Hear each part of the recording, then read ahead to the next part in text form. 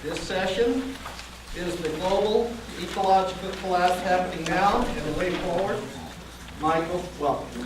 Up until 2010, I was a perpetual optimist and thought we could pull ourselves out from this. And unfortunately, the data mounted, and one of the times when I went up to Professor Chomsky's office and we looked at some of the questions I had about the MIT climate study for him, it painted a very dark picture. And I left that in February 2010, left his office that day, and I was no longer a perpetual optimist. Went through data for 3 weeks after that, kind of staying in the house. She remembers.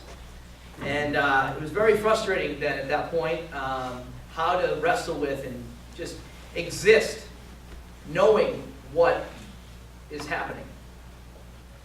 During that conversation, what we talked about was how the MIT climate study in 2009 painted a picture that said this: if at the time of the study being done,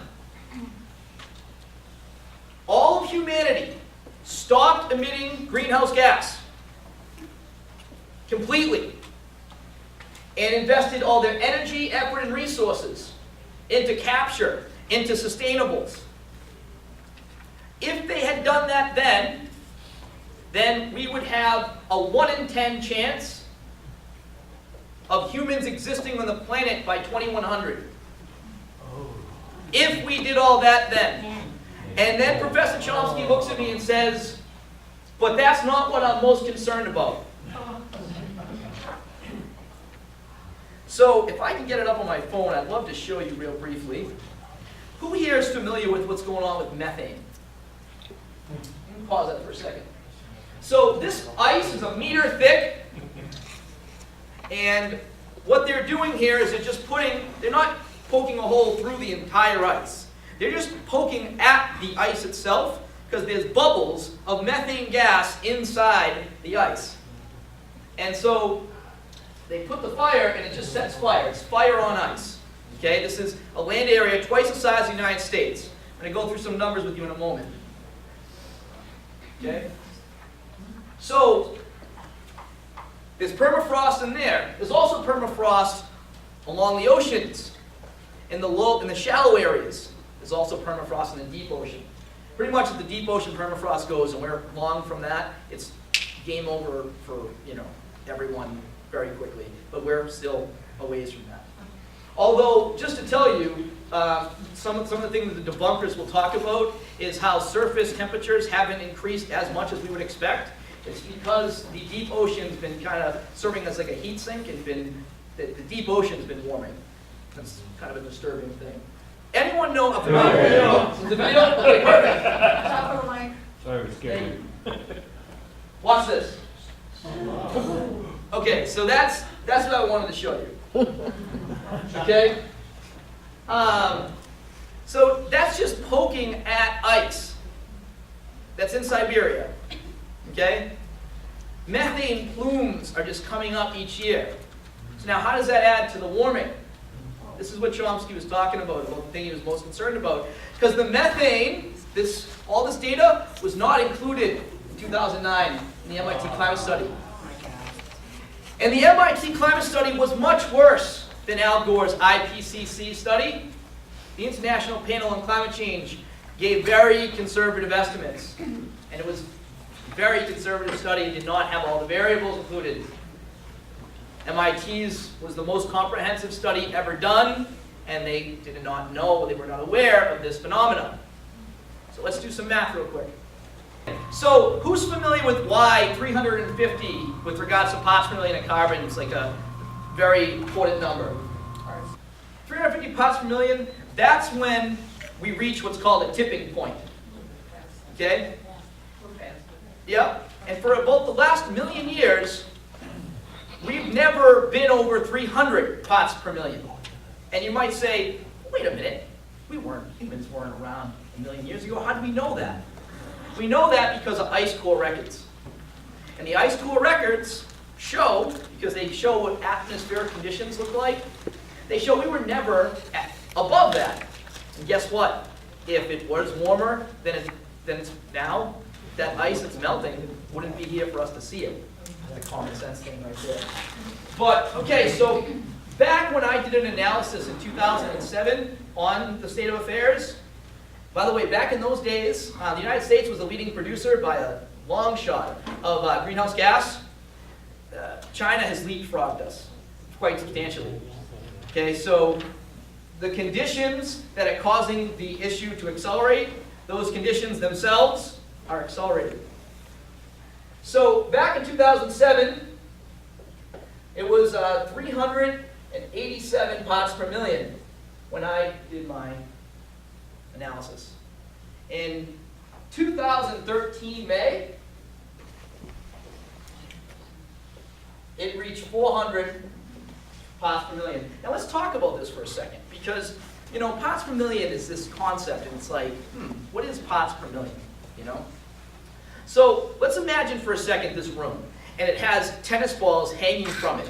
Okay, strings. You imagine strings with tennis balls hanging from it, and every so many tennis balls, maybe the room has 10,000 tennis balls in it, and only 2 or 3 are able to vibrate like this. Okay? Because what is temperature really? Temperature has to do with the movement of molecules and atoms. Okay? So when you're warm because the atoms in the air are wiggling and jiggling, and they're zapping your skin. Little zzz, zzz, zzz, zzz. And if there are too many zaps per unit time, you feel warm. And if there are too little zaps, you feel cold. Okay? So what happens with sunlight comes in, and what happens with regular oxygen will absorb sunlight and then re-emit it back, and a lot of it will go back into outer space. But what happens with greenhouse gases is they absorb the sunlight, and then they hold on to it as energy and continue to vibrate. So imagine the tennis balls in this room, and imagine this is vibrating violently. And the tennis balls are so close to each other that, when one bounces, it bounces another. If they're all still and you have a few that start to violently bounce, what's going to happen eventually? They're all going to start jiggling. And it might just be a little jiggle, but that's what's increasing temperature, right? And that's a lot of energy. 400,000 Hiroshima bombs going off every single day is how much right now the energy imbalances that the Earth is gaining. Okay, so now that's 400 parts per million of carbon dioxide. Okay, so methane is right around 2 parts per million. Okay, that seems relatively benign. It's like, what is that going to do? Okay, but the thing with methane is it has a heat retention index 23 times that of carbon. What does that mean? It means that 2 parts per million of carbon dioxide is equal to 46 parts per million of, 2 parts per million of methane is equal to 46 parts per million of carbon dioxide. Yes? And just to clarify, that's over a 100-year span, right? That 23 times more No. than carbon dioxide No. in a 100 years? No. No, that's just 2 parts per million is approximately, this is of methane, this is approximately 46 parts per million CO2. Okay? Right, I just mean the comparison of methane compared to carbon dioxide. I've heard it's actually 87 times more potent in a 20-year span. Yeah, I've heard that too, and I've never seen credible evidence to support that. Okay. So I know some people have said some numbers like that and it changes. I haven't seen anything to really support that. So, Okay. you're welcome to do your own research. Take what I say, multiply it by 0. I say this to all my students, and then go do your homework and see what you come up with. I mean, that's fine. But unfortunately, students a lot of times stop multiplying it by 0. But I do encourage them to keep going. I'll do a Q&A at the end, okay? So, just the land permafrost is projected to increase the parts per million by a factor of 10. So that's 20 parts per million of methane which is approximately 460 parts per million of CO2. So now when Professor Chomsky looked at me and said, that's not what most concerns me, and then he goes on to say the methane, and I'm looking at him because I was not aware at the time, it was a relatively new piece of data in the winter of 2010. I looked at him and I'm like, oh my God, my goodness.